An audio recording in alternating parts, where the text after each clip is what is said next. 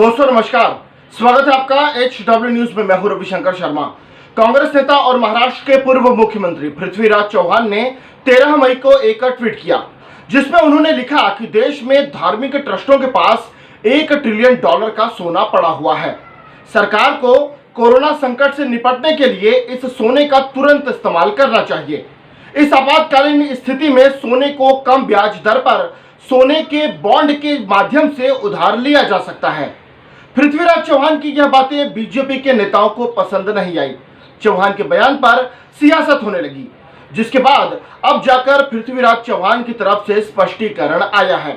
पहले जानते हैं कि पृथ्वीराज चौहान ने क्या सफाई दी है, फिर इस वीडियो में मैं आपको बताऊंगा कि बीजेपी के नेताओं का इस मसले पर क्या कहना है। कोरोना महामारी के चलते देश में जो आर्थिक संकट पैदा हुआ है, उसके चलते देश के विविध व्यक्तियों के पास और धार्मिक संस्था के पास जो सोना पड़ा हुआ है, उसे बैंकों में जमा करने की अपील,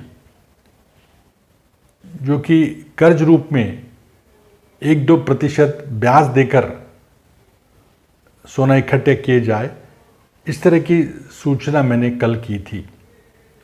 लेकिन कुछ समाज विरोधी तत्वों ने मेरी सूचना को तोड़ मरोड़ कर एक महजबी दरार पैदा करने की कोशिश की है।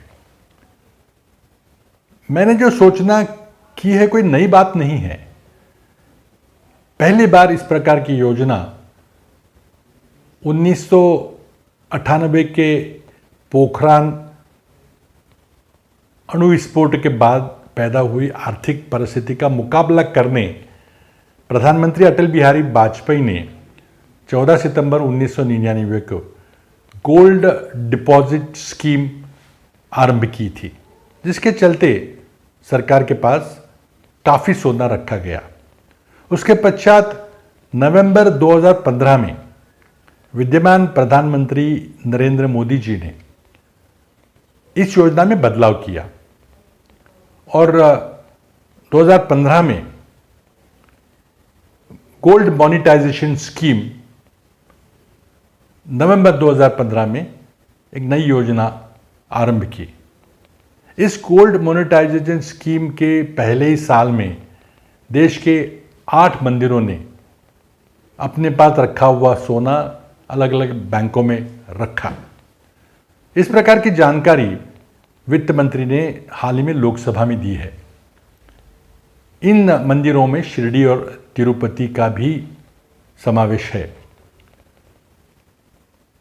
वित्त मंत्रालय के सालाना रिपोर्ट के अनुसार नवंबर 2015 से 31 जनवरी 2020 तक इस योजना अंतर्गत 1952 यानी कि करीब 3000 इकाइयों ने 11 बैंकों में 20.5 टन सोना सरकार को दिया है। हमारे देश में बहुत सोना है, निजी व्यक्तियों के पास और धार्मिक संस्थाओं के पास। ऐसी जानकारी हमें वर्ल्ड गोल्ड काउंसिल यानी विश्व स्वर्ण परिषद देती है।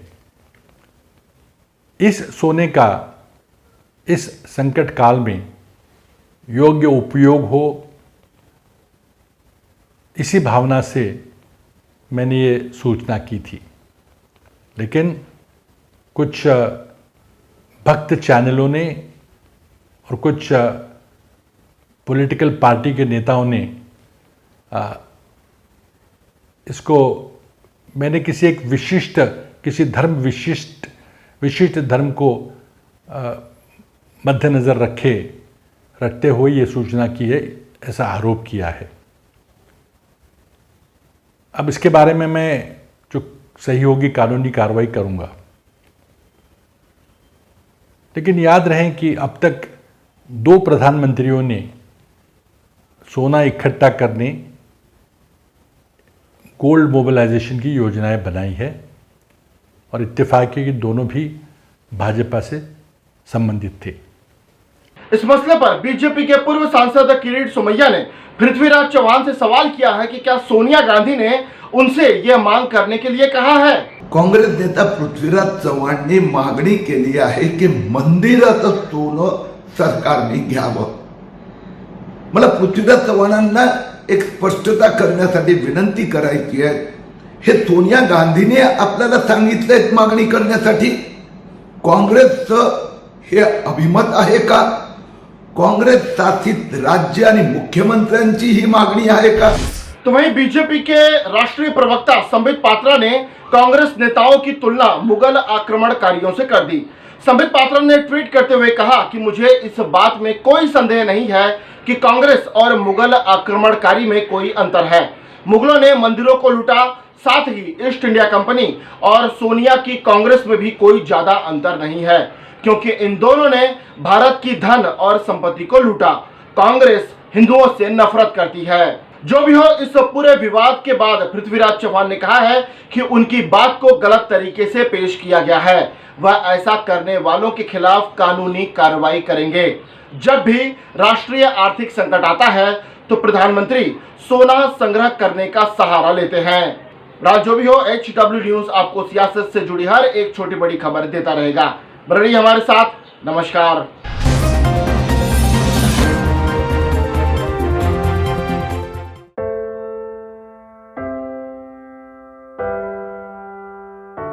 हमारे घरों में भी बच्चे होते हैं जो हमसे प्यार दुलार की आस करते हैं। हमारा भी जीवन साथी है जिसको हमारे ड्यूटी से घर आने का इंतजार होता है। हमारे घर में भी एक बूढ़ी माँ है जिनके लिए आज भी हम ही आंखों के तारे हैं। लेकिन हम हमारे घरों में नहीं है। आपकी सुरक्षा में कोई कसर न रहे, इसलिए हम अपने प्रियजनों से दूर है। हम में से ही कुछ तो अब इतने दूर जा चुके हैं कि वो वापस अपने घरों को लौट भी नहीं पाएंगे। हमें गर्व है कि हमारे कंधों पे मुंबई शहर के नागरिकों की सुरक्षा की जिम्मेदारी है। हमारे जज्बे और बलिदान को व्यर्थ न जाने दे। इस संकट के समय में आप घर पे रहे, सुरक्षित रहे।